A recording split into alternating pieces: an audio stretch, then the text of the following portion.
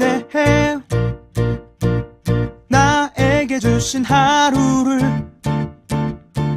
때론 피곤하고 일어나기 싫고 널 깨우는 알람 소리에 짜증도 나겠지만. 안녕하세요. 오늘도 푸른 말씀 임세휘 목사입니다. 반갑습니다.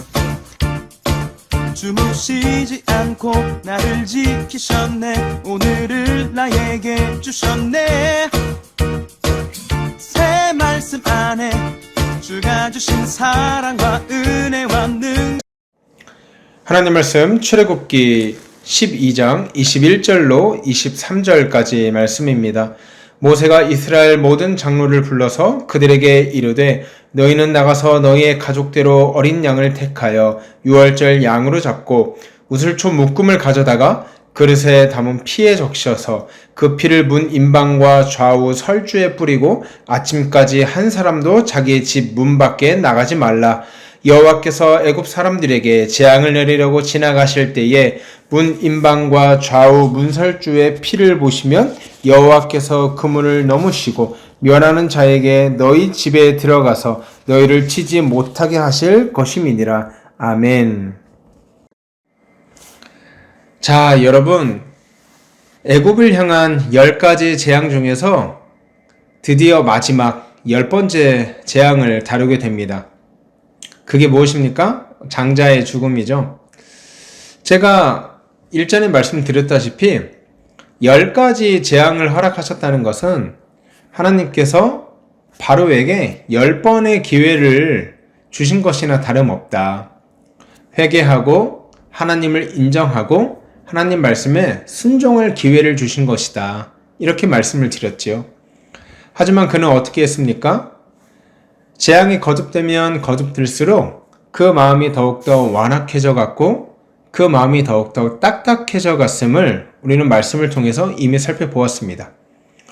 수많은 기회와 수많은 회개할 시간을 주었는데도 불구하고 이렇게 마음이 강팍한 자에게 하나님은 더 이상 자비를 베풀지 않으십니다. 어떻게 하세요? 마지막 10번째 장자의 죽음, 처음 난 것을 다 죽여버리는 무시무시하고 어떻게 보면 잔혹하고 어떻게 보면 자비 없는 그런 재앙을 내리십니다. 여러분, 근데 이 장자의 죽음이 왜 그렇게 이 임팩트가 강한 재앙인가? 여러분 한번 생각해 보셨어요? 어떻게 보면 이거는 피의 이 재앙보다 더 강도가 낮은 걸 수도 있거든요. 한번 생각해 보십시오. 강물이 피로 변했다. 그러면 사람들의 물의 문제가 이 해결이 안 되는 거잖아요. 그러면은 물을 못 마시고 기본적인 생활이 안 되는 거면 그 첫 번째 재앙을 통해서 죽어나는 사람들이 굉장히 많았을 거란 말이에요. 그런데 10번째 장자의 죽음은 그냥 첫째 난 것, 사람들이 다 죽는 것도 아니고 첫 것만 죽는 거예요. 이게 뭘 그렇게 대단한 재앙인가 이렇게 생각할 수도 있을 것 같아요. 여러분, 그런데 우리가 이 장자의 죽음에 대해서 좀 더 정확하게 이해하려면 히브리인들이 가지고 있던 숫자를 좀 더 자세하게 이해할 필요가 있습니다. 히브리인들의 관념 가운데 1이라는 숫자는요, 전부를 의미해요.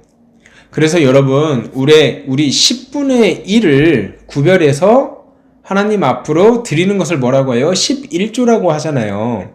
그건 뭐냐면 내가 10분의 1이라는 숫자에 이 1이라는 숫자에 나의 모든 것이 하나님께로 왔으니 모든 것이 하나님 것입니다 라고 고백하는 거거든요. 왜요? 이 1이라는 숫자가 전부를 의미하니까요. 마찬가지로 하나님께서 처음 난 것을 죽이신다, 장자를 죽이신다, 이거는 뭐냐면 장자의 죽음을 통해서 애굽 전체의 죽음을 묘사하고 상징하는 거예요. 여러분, 그래서 동일한 본문 29절은 뭐라고 표현하고 있냐면 옥에 갇힌 사람의 장자까지와 가축의 처음 난 것을 다 치셨다. 이게 뭐예요? 애굽을 완전히 하나님께서 심판하고 계신다. 오늘 이것을 하나님께서 말씀하신다고요. 하나님의 심판이 어찌 그렇게 살떨리고 살벌한지요? 29절에 다시 읽어드릴게요. 밤중에 여호와께서 애굽 땅에서 모든 처음 난 것, 곧 왕위에 앉은 바로의 장자로부터 옥에 갇힌 사람의 장자까지와 가축의 처음 난 것까지 싸그리 다 치셨다. 무엇을 얘기하고 있나요? 하나님의 심판은 예외가 없다는 거예요. 하나님의 심판은요, 천민이든 일반인이든 귀족이든 왕족이든 상관없이 하나님의 심판은 한치도 어긋남 없이 정확하게 집행되고 있다는 것입니다. 그가 얼마나 가졌는지 그것을 보지 않아요. 그가 얼마나 높은 자리에 있는가 그것을 보지 않는다는 거예요. 하나님께 불순종하고 하나님을 믿지 않는 영혼들은 그 조건과 상황에 상관없이 모두 다 심판을 받고 모두 다 형벌을 받는다고 오늘 본문이 얘기하고 있는 것입니다. 저는 29절 말씀 가운데요, 가장 두려운 게요, 가축의 처음 난 것을 다 치심해. 조그마한 것까지 다 찾아서 일일이 심판하고 계시는 거예요. 여러분, 이게 하나님의 심판입니다. 여러분, 하나님의 심판은요, 도무지 피할 길이 없습니다. 하나님의 심판은 정확합니다. 하나님의 심판은 세밀합니다. 하나님의 심판은 예외가 없습니다. 그렇기 때문에 그 심판으로부터 우리가 은혜를 입고 우리가 보호를 받는 것이 기적이고 더 큰 감사의 내용이라는 거예요.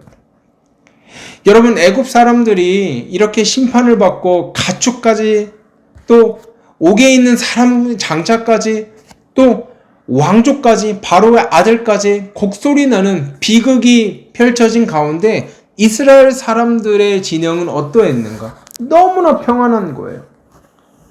이들이 이렇게 평안할 수 있었던 이유가 무엇입니까? 모세의 말씀에, 하나님의 말씀에 순종했기 때문이에요.